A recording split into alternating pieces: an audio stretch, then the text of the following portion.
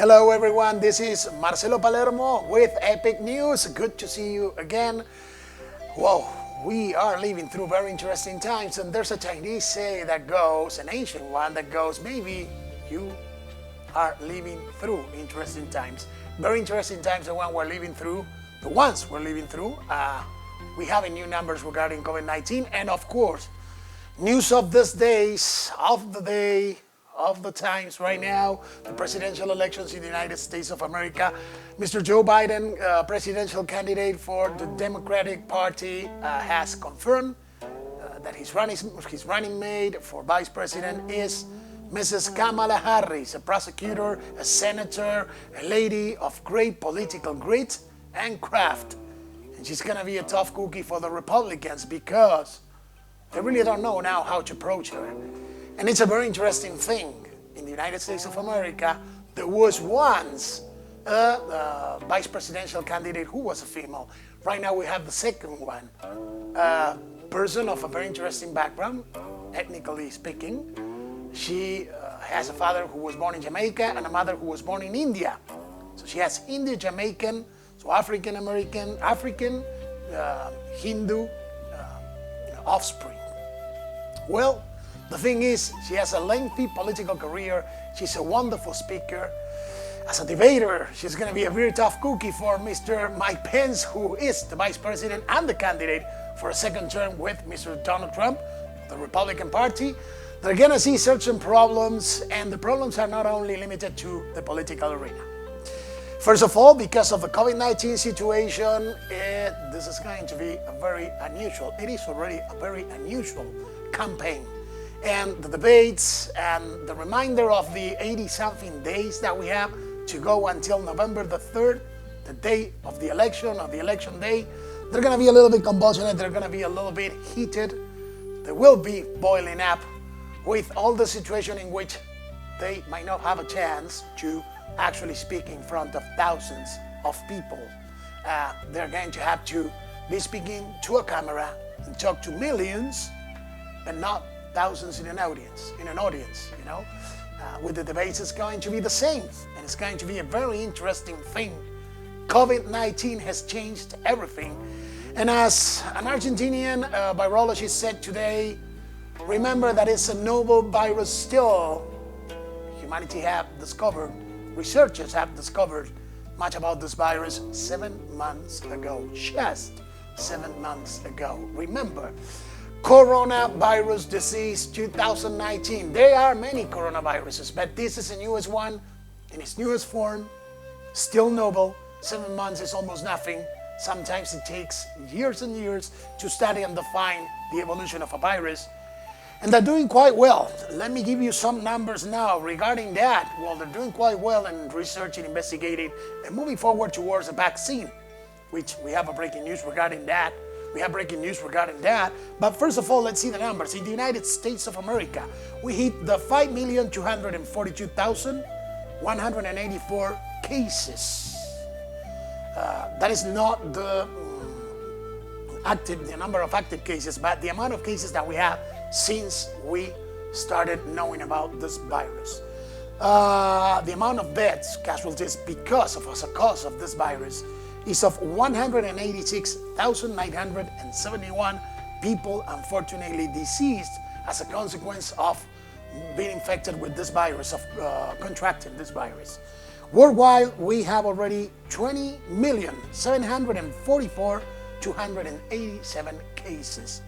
And the deaths have ascended over 752,000 cases, almost 753, and counting, and the cases are growing as we speak. We still here speaking and reporting and working for you, and we're probably going to have numbers increasing regarding COVID-19. But there's some interesting news. One of the worrying things is that the CDC, Center for Disease Control in the United States of America, had a short circuit with the government. Donald Trump has had short circuits with many entities. One of them somehow is the coronavirus task force, led by Dr. Anthony Fauci. and then with the CDC. And the CDC, authorities of the CDC has been saying that if 95%, listen to this very carefully, if 95%, only if 95% of the US population of people living, inhabiting the US, the United States of America, will abide to the laws and the rules and regulations, regarding wearing masks, keeping social distancing, washing their hands, and keeping up with the measurements and keeping up with the rules and regulations as we advance regarding this COVID-19 situation, unless 95% of the population cope and cooperate and abide to those rules and regulations, we might have a very complicated winter.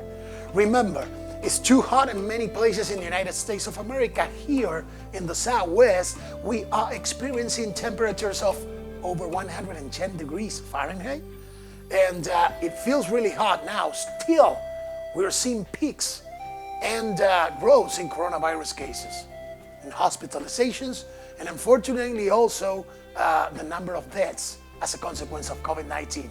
Of course, it has been stabilized and established that somehow we're advancing towards controlling it. But it has also been said that during the high temperatures, the virus won't be as effective. And what we're seeing is that it keeps on being effective, which is a great problem. So now the presidential candidate and vice presidential candidate, both Joe Biden and Kamala Harris, had started a task force of their own in order to analyze and project how the situation will be for them should they win the elections of November the 3rd. They're not going to have it easy, as it's not going to be easy for no one, regardless who wins the elections on November the 3rd. Now, there's something and a message for people. This year we have been having a census going on, and especially here in the Southwest region, we have many people that they don't understand that they have to cooperate and participate. That the census is something that helps us get some extra money, and that money comes if we show that our population is growing. I mean, the more population we have, the more participation we have. This is like with medical exams and tests. When there's a medical questionnaire, which is called a physical exam, that sometimes is required on a yearly basis is required by many primary care providers to their patients. And the more you fill those, that represents that the more money you're going to get, because it means that people are participating and they're involved in their care, and that means that the government is going to send you more money. It's not that they want to send it to you, or they have to decide if they have to send it to your state or your city, your district. They have to do it because it's the law. By law, they have to send you money. So when the census papers came to you, you should have filled those up and send them so you're counted. This is not about citizenship. This is not about your residential status or your legal status. It's about the city growing and projecting towards better things. The more people counted, the more money a county, in this case, the El Paso County, when we talk about our county or any other county in the whole country, in any of the 50 states, the more that county grows, financially speaking. More resources, more financial resources we'll have, and we can move forward. Also, there's a big deal of work that we have to do regarding education for voters, towards making them understand how to vote, why you have to vote, and for them to understand that actually in the history of the United States of America, we have, 250 years of mail-in vote, technically, and you can imagine how that actually evolved through 2.5 centuries. And mail-in vote has been a crucial thing. Just imagine now about those elders who cannot actually go to voting polls or voting places. First and foremost, because of the COVID-19 situation, they're scared, they're concerned, and rightfully so. So the mailing system, it's going to be pivotal for most of people to vote. So when we talk and when we have a discussion about why we need an active and well-projected mailing system towards the whole country keeping on working for different reasons. Because if you cut funds to the mailing system, one of the things and one of the groups that are going to be affected, first of all, the elders, which, who at this point, they're waiting actually for their meds to be sent via mail. Others, the veterans, combat veterans that rely heavily on the mailing system for them to get meds as well, and other things that will get to you by mail. Forget about Amazon and things that you buy on Amazon. If you are a teenager and you like, I don't know, a game console or something like that, and you ask for it to be delivered to you via Amazon. We're talking about the whole full system, the mailing system as a whole. Many people, millions literally, rely on that system to have their lives working or to move forward and move on with their lives. We're talking about medications, food delivery, clothing delivery, different things that they need that are only going to be available for them if they can ask, if they can actually get them via mail. So to cut funding to the mailing system without basis or without a structural, proven accusation that something is going wrong will be baseless. So you have to be very cautious when you learn and you listen about the mailing system and what will happen and if it will be a rigged election because of the mailing system, when as a fact it never happened. Well, one of the things is, that certainly in my favor whoever one or the other side, Republicans or Democrats, regarding how people vote. So I will say two things. First of all, you need to learn, inform yourself, and know which platform you like better. Be very serious about informing yourself, not just getting to the voting polls or to vote or to send your vote via mail without exactly knowing what you're voting or who you're voting for. You need to educate yourself all the time because your life will somehow depend on it. It's not that the government is going to come here and say, here, this is your job, this is your money. All the time, you mostly have to work that up, as always happens, Moreover of this, moving on from the situation of COVID-19, where we actually have to be very active on asking for money and seeing now what the Congress finally decides, because the struggle still goes on for most of people. 30 million Americans actually underemployed or without employment, although they're talking about 60 million. You need to understand that the number around the number is around, that's not around the number, but it's around 30 million Americans with underemployment or not employment. They're unemployed or they have just little chores and little tasks that they can do for little money. So one way or the other, knowing that the COVID-19 situation will keep on moving forward all through and beyond the election day, we need to keep people in mind. That's a message for both Democrats and Republicans.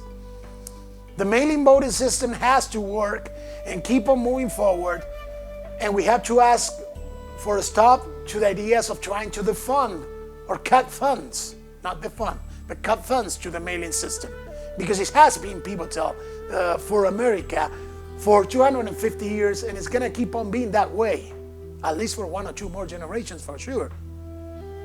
And it's going to be here to stay. Another good news, well, from Argentina, tripartite work and effort with Mexico, Argentina, and Oxford, and England. It seems that there's a vaccine in sight. They're in phase 3. It seems it's going to be approved all the way from November to January.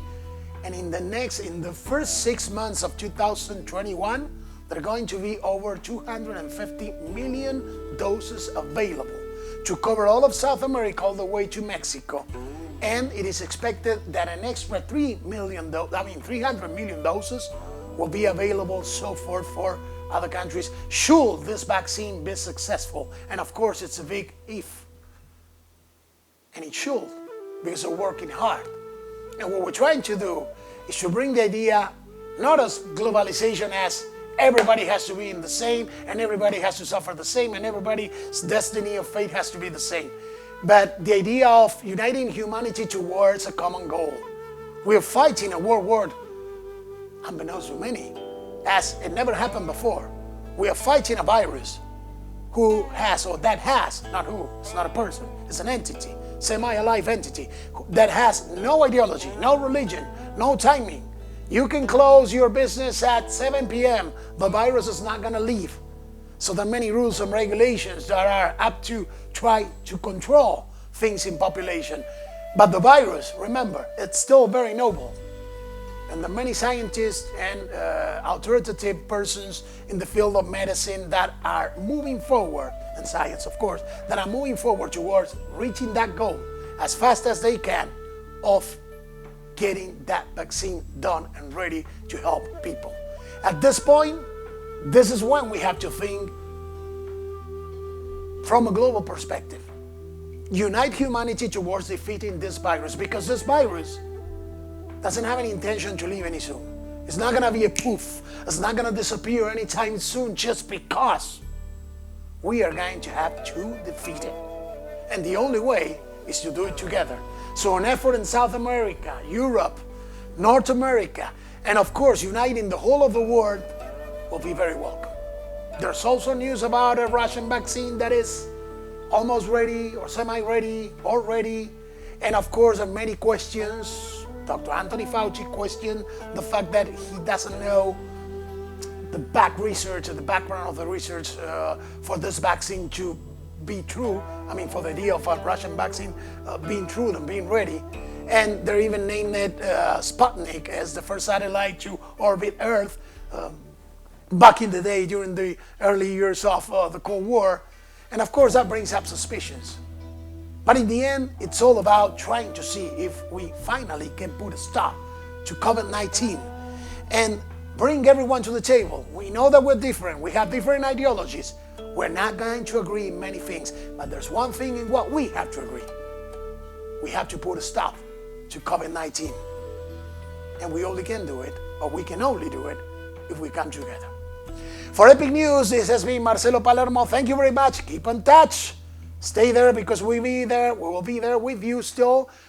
Give us a like here at and Marcelo Palermo Epic News. We are news, the smart, intelligent way. Thank you. You all have a great day.